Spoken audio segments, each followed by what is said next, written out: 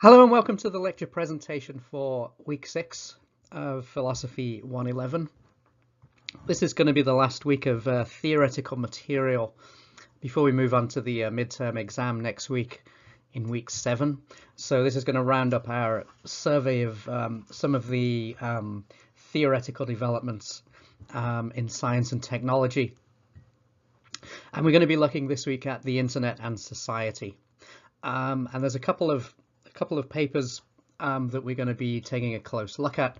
There's Christian Fuchs' Social Internet Dynamics and Andrew Feenberg's introduction from a collection he edited called Towards a Critical Theory of the Internet. We've met a lot of Feenberg's views and perspectives already, so here we're going to be focusing on his take on the internet and the way he sort of grounds that take in the project of critical theory. So we're going to be looking at these two, and as we'll see, they're quite similar in terms of how they present the general development of the internet, the sort of progress from the 1990s to the present, and the sort of transformations that it's undergone. They both see a kind of similar progress, but they as we'll see, they describe it in slightly different terms. So we're going to take a look at these two papers this week, and the tasks this week will be based around this subject of the internet and society.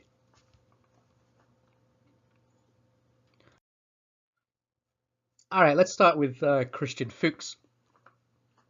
And his paper is about the internet and what he calls the internet as a dynamic techno-social system.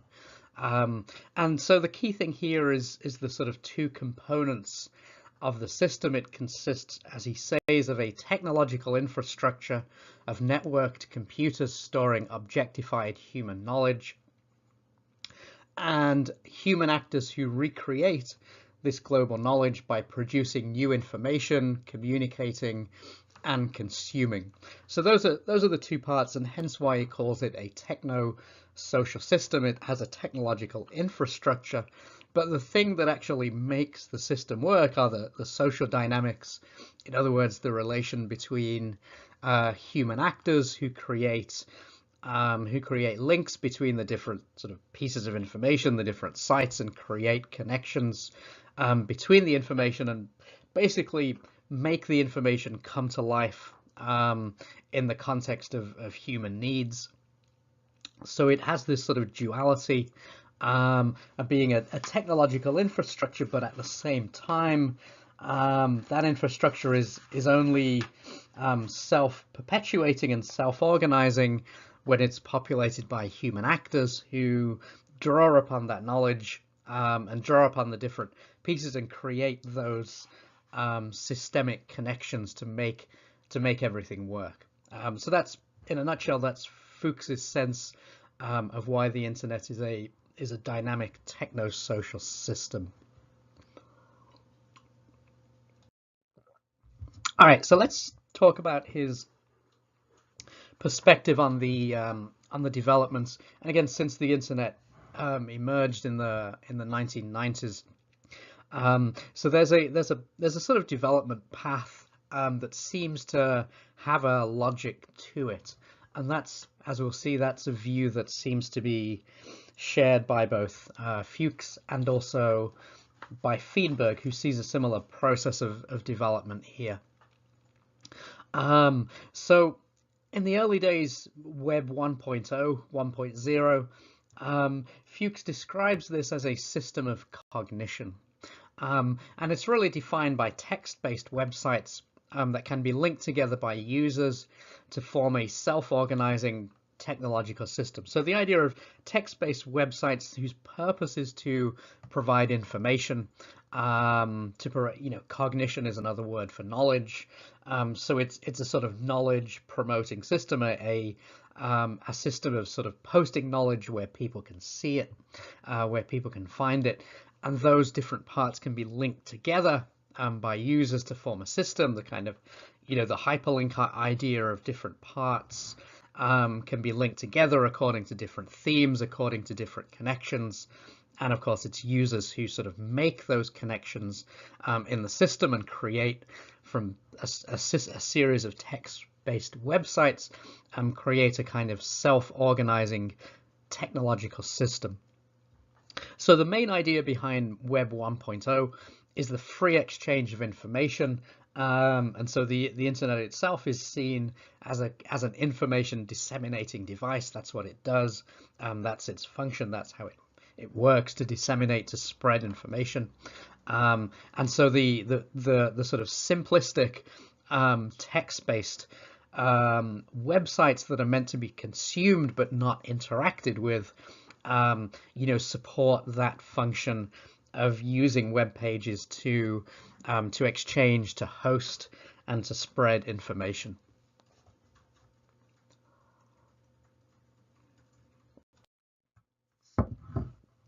All right, so Web 2.0, which people began to talk about in the sort of early 2000s, is characterized by Fuchs as the rise of communication. So communication replaces cognition here as the sort of central focus of internet-based activity. And he uses sociologist Max Weber's definition of action here. Action is social when it takes account of and is oriented to the actions of others. This begins to emerge in the early 2000s with the typical things like chat rooms, instant messaging, email lists, and applications that allow users to share ideas and information. So here it's much more about the sharing, the communicating, spreading ideas from one place to another, disseminating ideas. So it's not just a single sort of one-way. It ceases to be a single one-way information platform. And with things like emails and instant messaging, you get new possibilities for communicating, for kind of sharing ideas, for back and forth. And so this begins to take on the properties of Weber's idea of social action, that it's social because it's oriented, what we say and what we do online is oriented to the actions of others and promotes some kind of response, some reaction from them. So this is more of a sort of social function and has characteristics of this idea that Fuchs calls communication. So sharing ideas and information, and the sort of list of chat rooms and email lists and everything that comes online in the early 2000s is part of the spread of that idea. Now, the third and final form that Fuchs discerns here in this development is Web 3.0, the most recent development, which is the internet as a form of social cooperation. So here we move away from the idea of communication as such, and that becomes embedded in this deeper idea of social cooperation. So in other words, communication becomes for the sake of cooperation. And here he refers to Marx's understanding of cooperation as people working together to produce goods that satisfy human needs. And that we can conceive as a basic account, a basic idea of what of human sociality, of what social life is supposed to be about. It's a sort of cooperative endeavor to produce the goods and the values that sustain human life. So the goods is a kind of economic component of producing material things. The values and ideas are sort of the result of culture and education. But all of that happens through cooperation. Nobody can satisfy their own needs alone. Everybody needs the cooperation of others to get their full slate of needs satisfied. So that's the basic idea of cooperation. And the features of the internet as it comes to be shaped in Web 3.0 increasingly enable this type of sharing and this type of working together to produce shared ends. And when we discuss Feenberg, we'll see there's There's a story here about how, this change happened because of human users finding new uses for the applications, and really, again, transforming the idea of what the internet was supposed to be about, and transforming the sense of how it was supposed to function, and making it a more interactive, communicative, and cooperative medium.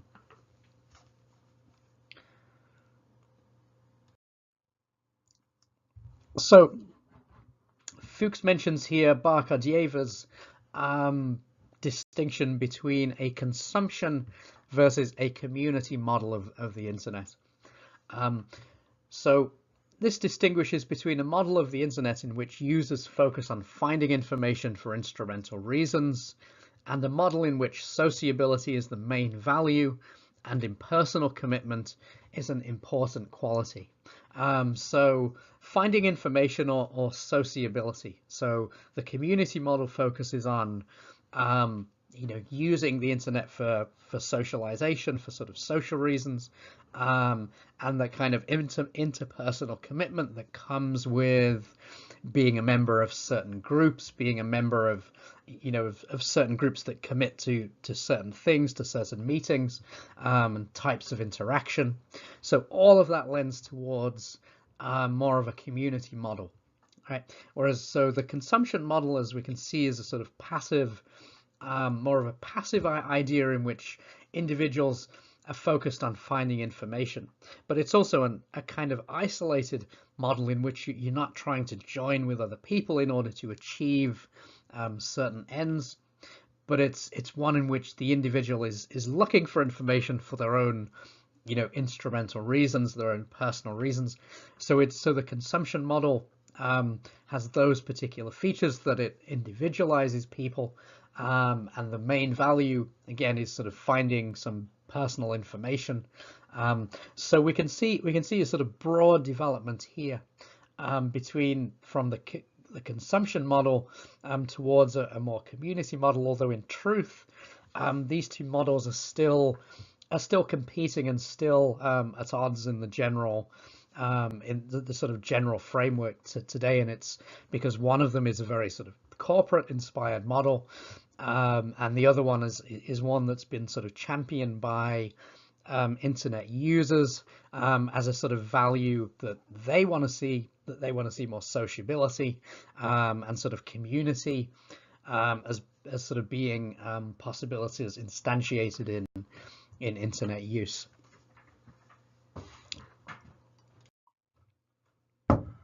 So obviously social media illustrate many of the features of the community model.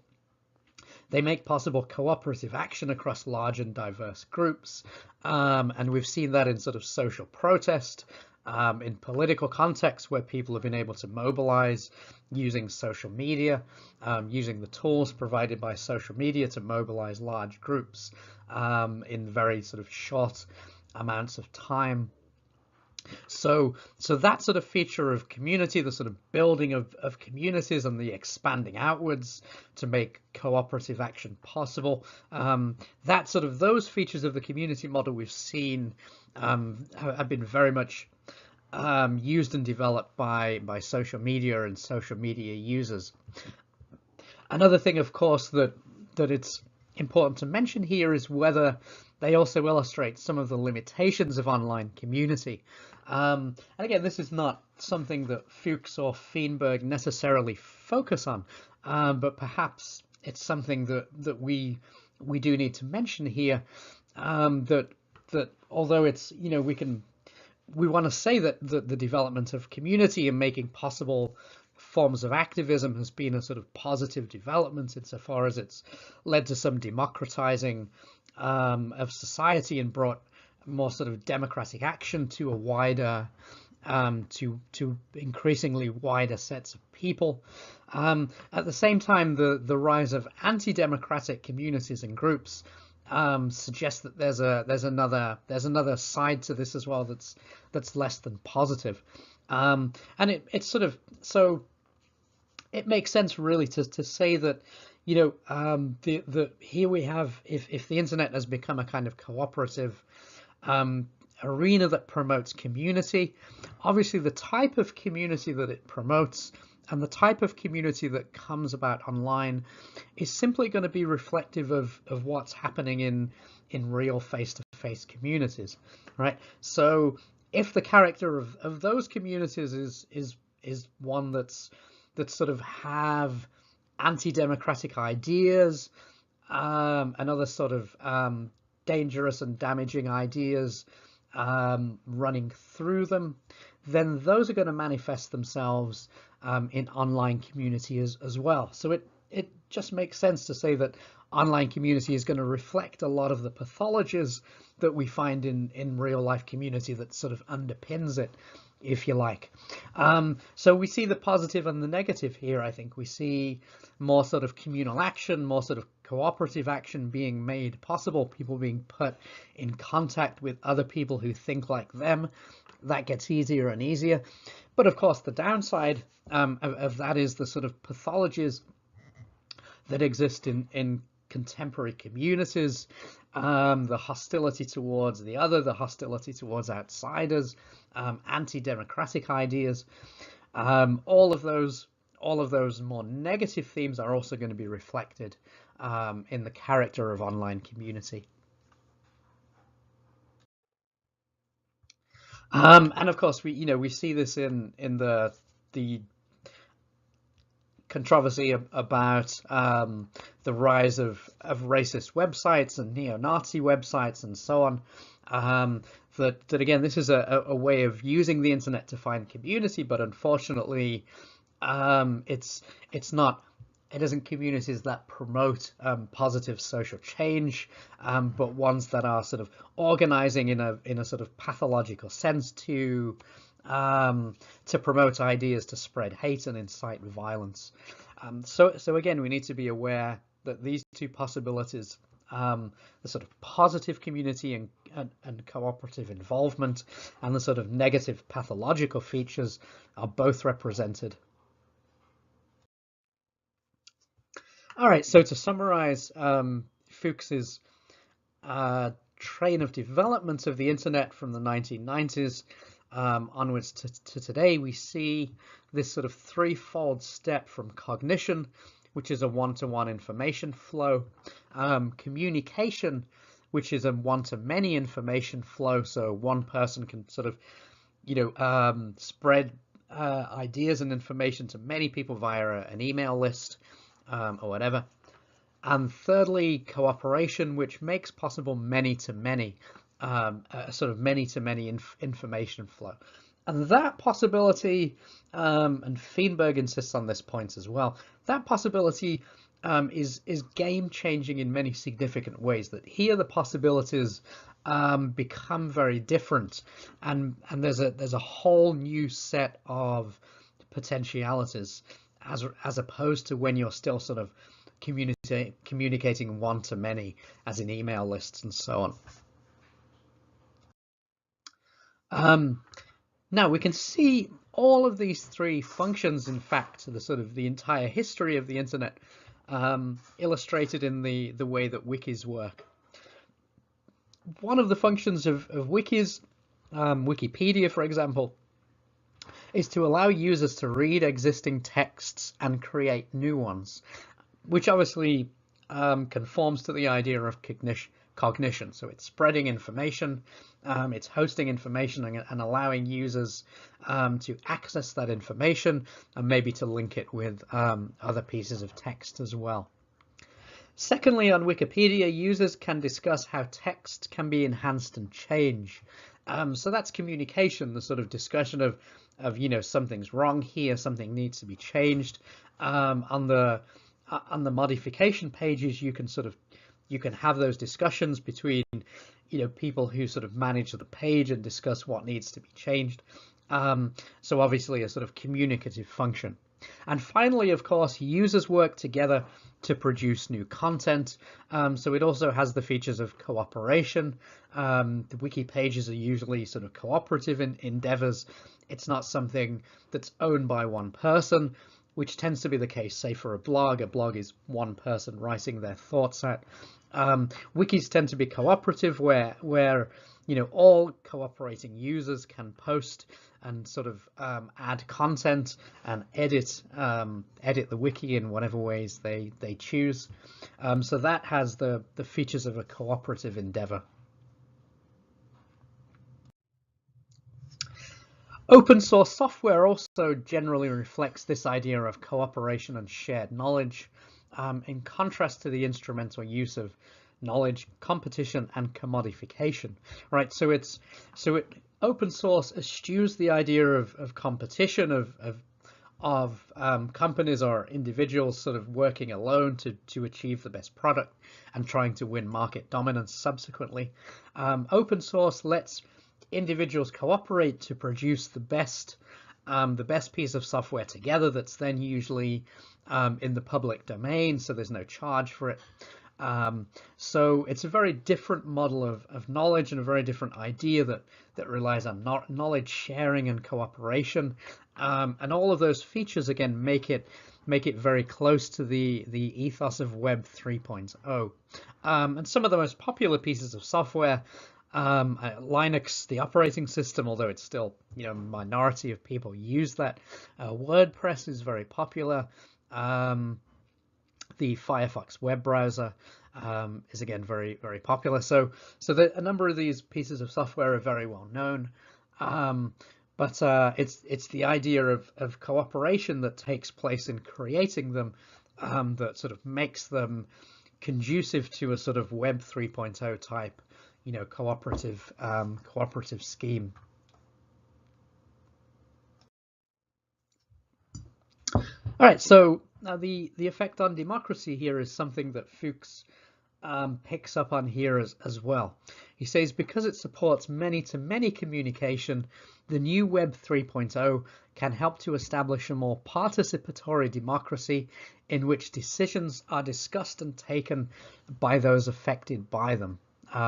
So this is the positive feature that Fuchs and as we'll see Feenberg as well are picking up on, that it's possible to establish a more sort of participatory forum where individuals can discuss decisions that affect them, and moreover they can join, and this is really the key thing, they can join together with others who are also affected by those things, and sort of come together and decide on some common action.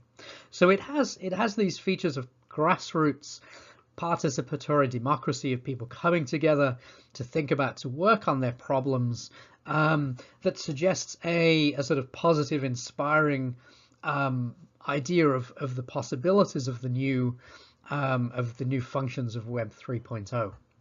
Again, whether this view wins out and whether it prospers is going to depend on whether this or the more negative, whether the more sort of negative forms of community which are going to prosper online and which are going to become, the sort of main ways of communicating online. So this is something that's going to be worked out in Web 3.0.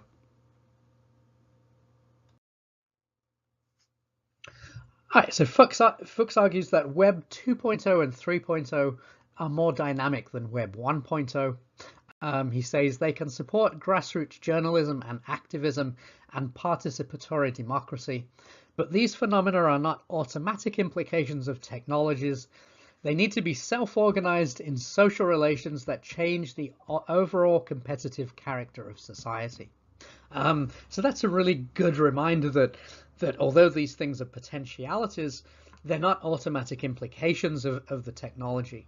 So it's not automatically clear that these will be the defining features of Web 3.0, but it certainly makes it possible for these things to prosper. But of course, they need to be self-organized in social relations that change the overall competitive character of society, right? So ultimately, this sort of participatory democracy and activism is seeking to give more of a citizen voice to public debate and discussion, and to allow more of a sort of activist citizen voice in public debate. But that by itself is gonna push towards the change of the sort of competitive and closed character of contemporary society.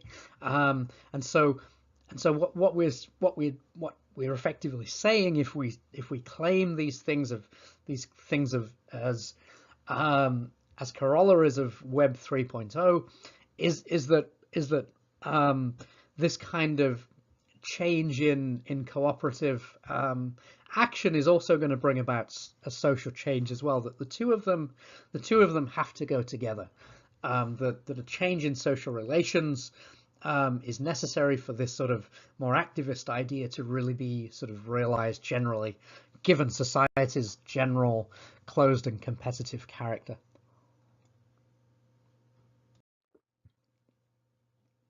Okay, let's turn to look at Andrew Feenberg's essay on the internet. And Feenberg begins this paper by restating his social constructionist commitments, which we've heard last week and previously. So these should be very familiar. Technology, he says, is co-constructed by the social forces it organizes and unleashes, right? So co-construction, or as we talked about it last week, this idea of co-production, that technology and society is sort of co-produced. So technology is constructed by the social context in which it lives, which gives it its situation and its sort of location. So the world of technology is a terrain of struggle. And of course, this is because if technology takes place in a social context, and if that social context is characterized by different groups with different interests, in other words, it's a terrain of conflict or struggle, rather than a sort of completely harmonious world. All right. So if that's true, then technology itself is going to be a terrain of struggle in which hegemonic and subordinate groups struggle for influence over the meaning and purpose of technological systems. Right. So familiar from, as we were talking about last week, that once we see technology in its social context, what we see is a sort of struggle for the meaning of technology between hegemonic or dominant social groups and subordinate groups who are trying to use the tools of their disposal, including internet organizing and sort of the new cooperative means of sort of activism, who are trying to use the means at their disposal to influence the character of technology and the nature of technological transformation. So that struggle takes place within the social context, and it takes place because the social context is one of capitalism that is characterized by conflict and struggle between different social groups. So again, that's the basic statement of critical theory, which is of course Feenberg's starting point.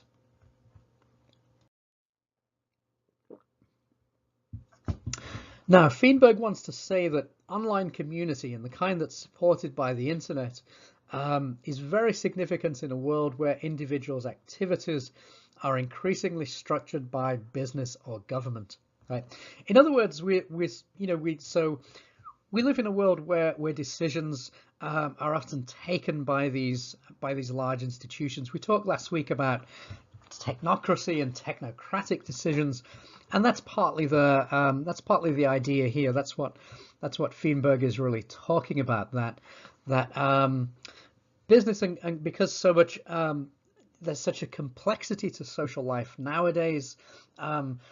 So much of it needs to be regulated by the decisions of business and governments about how things are to take place, and the regulations and procedures for doing different things, for acquiring different things. So there's an increasing structuring of individuals' activities in whichever domain we're talking about, whether it's at work, whether it's at home, whether it's when we're pursuing different sort of activities, joining together with different groups. Increasingly, social life is structured by rules and regulations from business and government. So the internet online community might be very important here for allowing for a kind of citizen voice. So again, this is the optimistic position that Feenberg articulates here that by supporting forms of online community, those things are very important in a context in which individuals tend to be the sort of isolated recipients of rules and regulations coming from business and government. They can allow for a kind of communal organization, and where there's a sort of communal organization, people can kind of talk and discuss and find out some kind of common plan of action. So it gives possibilities for responding to this situation of sort of individual lack of power and general passivity. All right, let's see what's unique about the internet here. The telephone combines pairs of interlocutors, so two people can speak via the telephone. The television is a one-way medium which broadcasts to a mass audience. It's one-to-many. The internet is the first socially widespread technology to enable reciprocal communication among small groups. So that's the real power of it in a sort of communal sense, that it provides for reciprocal communication among small groups. Again, that isn't something that can be done with the telephone or the television. It's something that requires the unique sort of program technology of the internet in order to be possible. So once that becomes possible, it allows for these new forms of online community to develop, which can potentially play a sort of social role in sort of pushing back against forms of power in government, in business, or wherever.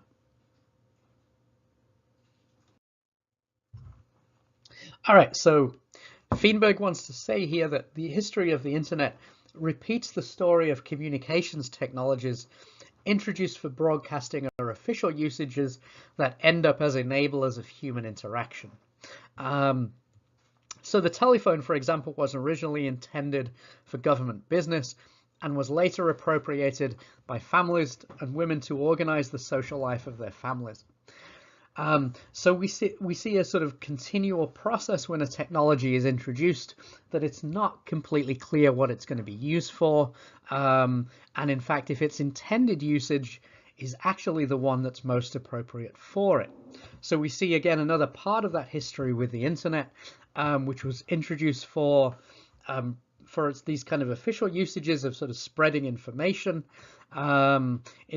spreading government information to different departments, hosting information so other people could see it, and that was very much the model in the early days of the Web 1.0, the information medium, and it's only via this process of reappropriation in which the users of the technology have discovered alternative usages and alternative possibilities for employing the technology, that our sense of what it can do and what it's capable of has radically changed. And again, we can see that process happening generally with communications technologies, which are very susceptible to that redefinition and reinvention that happens when they're put into the hands of human users. I guess the aspects of the cell phone, for example, the camera on the cell phone has been used to record police interactions, and so it's sort of become part of a sort of spreading of videos that spread a message about police activity or violence. And so the cell phone has become a kind of, it's taken on a usage that serves these sort of citizen purposes in holding people in power accountable for the things that they do, which certainly wasn't one of the intended usages of that piece of technology when it was installed in phones in the first place. So again, it's a good example of how users reappropriate the technology and make it viable for alternative possibilities that were not envisaged by the inventors of the technology itself. Now, Feenberg, I think, takes up this question that is quite common, and a number of people have written about this, of whether internet speech is trivial or poor quality, and is responding to Hubert Dreyfus here in particular. But it's a very common complaint when people say things like the internet can serve as a form of community in democratic debate. Often the reply to that is, well, from what I've seen on the internet, the speech tends to be fairly trivial or fairly poor quality. Right? How can it really be promoting a kind of democratic debate? And Feenberg's answer here is I think, quite perceptive. He says, without opening a channel for trivial speech, there can be no serious speech.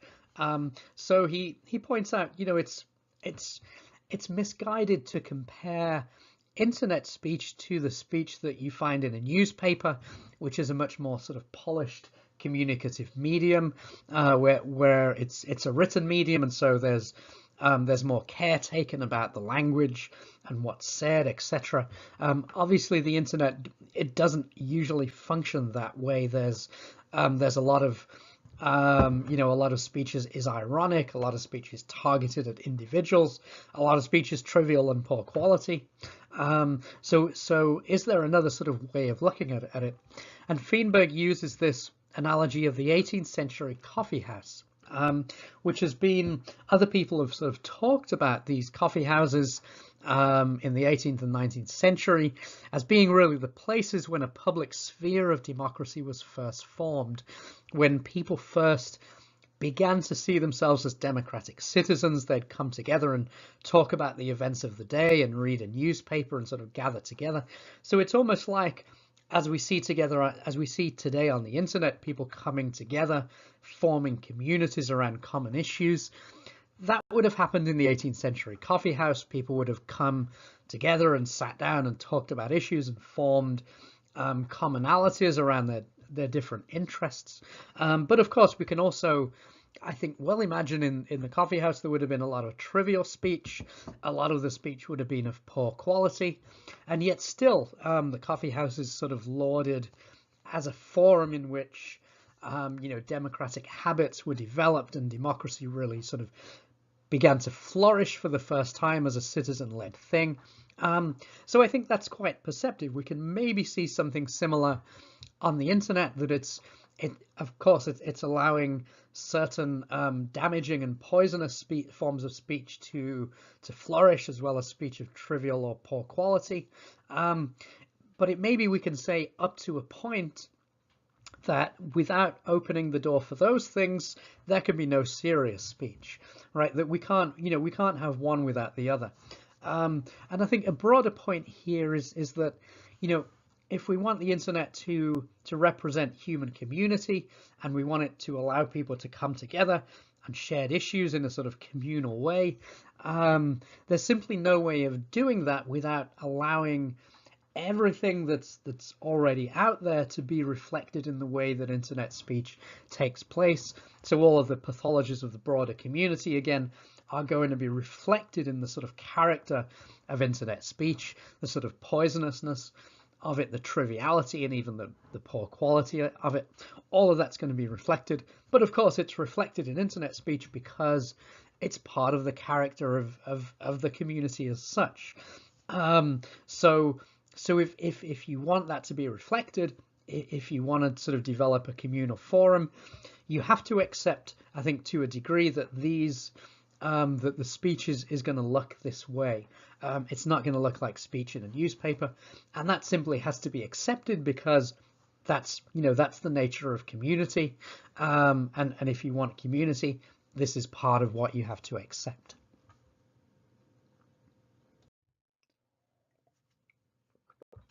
All right. So Feenberg makes a number of points here about social constructivism as well, and how it sort of relates to the internet. And there are 3 points in particular that we can pick up. And some of this summarizes things we've been through, but it's nice to just sort of state them clearly here so we can see exactly what the claims are. So the first point is underdetermination. And here it's the point, and again, this is a basic claim of social constructivism. We're just going to apply this to the internet here as well. Technical considerations alone cannot explain why one particular version of a technology becomes widely accepted. There are always alternative paths of development. And for social constructivism, that occurs because users in a social context begin to develop and explore other ways of appropriating and using the technology based on their interests. And of course, those users or a particular group of users may have interests that are very different to the interests of the people who develop the technology or who market it and produce the technology. So there's always the potential of alternative paths of development becoming apparent. The second point he mentions is the interpretive flexibility. Until it is clear what a technology is for, its design cannot be standardized. And this is especially true in the early days of a technology. There's considerable interpretive flexibility where it's not clear what it's going to be used for. And we talked a little bit about that in the early days of the bicycle, the sort of conflict between a racing model or a safety model, until one version of the technology becomes dominant. It's impossible to say which values and which norms are going to sort of mark and characterize the technology once it becomes a socially prominent thing. So there tends to be, especially in the early days, a lot of scope for this interpretive flexibility, where people can promote different ways of understanding the technology and the way that it works. And thirdly, technologies as processes rather than as things, things that are in flux rather than fixed and stable, right? So although they may look as though they've achieved a stable form, at some point there's always a chance that stability is going to enter into flux at some stage of the process. So the sort of fixed and stable form is a stage of flux rather than being the sort of fixed form of the technology. All right, so Feenberg identifies three models which have competed to become the standard model during the development of the internet. So we're going to have a look at these now, and as we'll see, they're very similar, I think, to Fuchs's three stages of development. Firstly is the information model, and this is the information age idea of the computer as making possible wide access to information. So certainly in the sort of post-war era, the 1960s and 70s, this was sort of the big idea of the computer as making possible the spread of information, making information widely accessible. This was going to be its function, and reflecting very much the kind of technocratic character of society at that time, very much top down, very much sort of undemocratic in the way decisions are made. So this idea becomes prominent as a way of sort of figuring and imagining the computer as a sort of information disseminating device. Second model for Feenberg is the consumption model, which began to emerge in the 1990s. The idea of the internet as a digital shopping mall. Now, this is still, of course, very prominent today, and it's fighting against the third model, as we'll see, and I think that's really, Feenberg's point. We can see this in the fight against net neutrality as well, and the idea of net neutrality. The fight against net neutrality and the attempt to kill net neutrality, which has been going on for a number of years, reflects this idea that the main function of the internet is the high-speed delivery of entertainment, right? So if that's the main function, then it makes sense to let entertainment deliverers control the highway and control how much access they have, and to sort of limit the access of things which get in the way of the delivery of entertainment. So entertainment sites can pay more money to speed up their own delivery, whereas other sort of functions are going to be very slow, and people sort of using it communally are going to have very slow websites. So net neutrality is about promoting that idea of the internet's a digital shopping mall, and people fighting against that idea are trying to preserve this idea of the internet as a democratic space where its main function is allowing people to come together, allowing people to make their voices heard.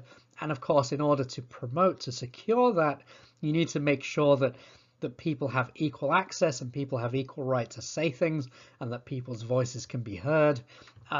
So all of this is reflected in the fight against net neutrality.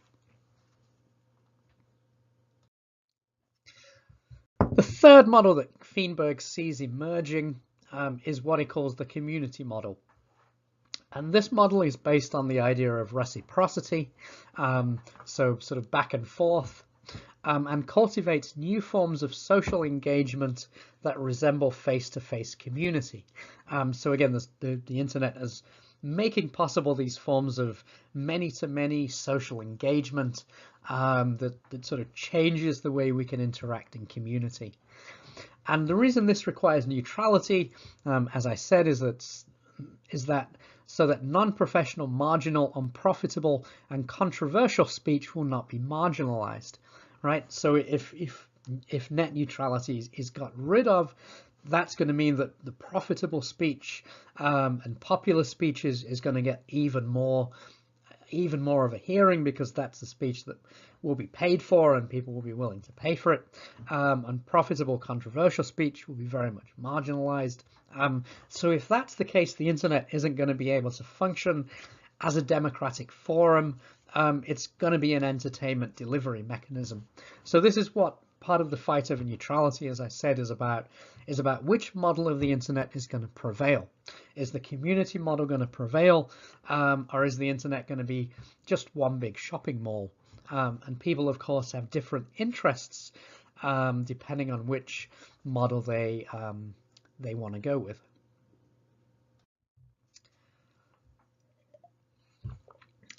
Feenberg says that what's most innovative and politically significant about the internet is its capacity to support collective reflection on what he calls participant interests.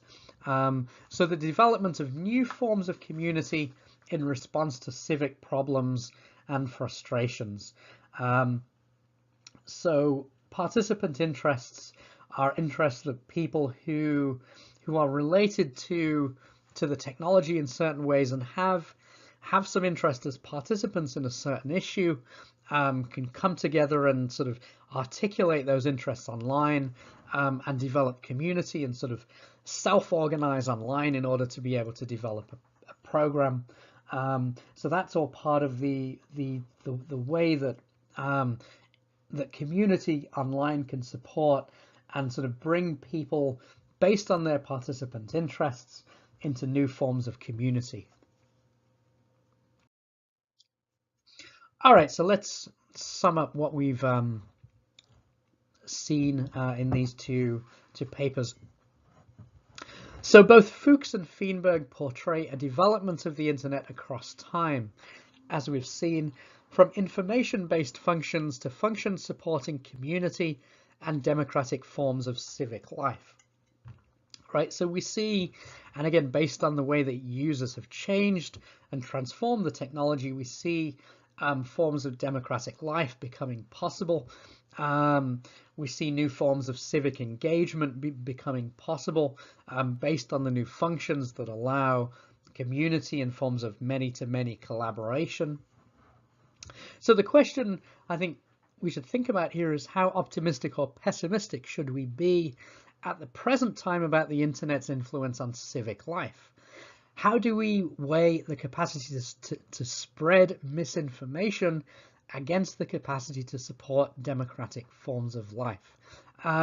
So that's really the sort of current dilemma, I think, about the ways in which the new forms of communication and the forms of social media are able to spread misinformation and have difficulty really coming up with ways to fight against that. But on the other hand, we have the capacity to support new forms of democracy. And again, like I said, it's a feature of the fact that because forms of community can be ones where there is a lot of lack of knowledge, a lot of ignorance, a lot of misinformation. Of course, all of that, those pathologies are going to go online when people join online to form communities based on their fears and anxieties and so on. So that's a sort of natural consequence of the character of community. So which one wins out? I think is not going to depend on the internet. I think it's going to depend on what happens with society and its ability to promote more positive forms of community, which will then be reflected in more positive forms of communal-based interaction online.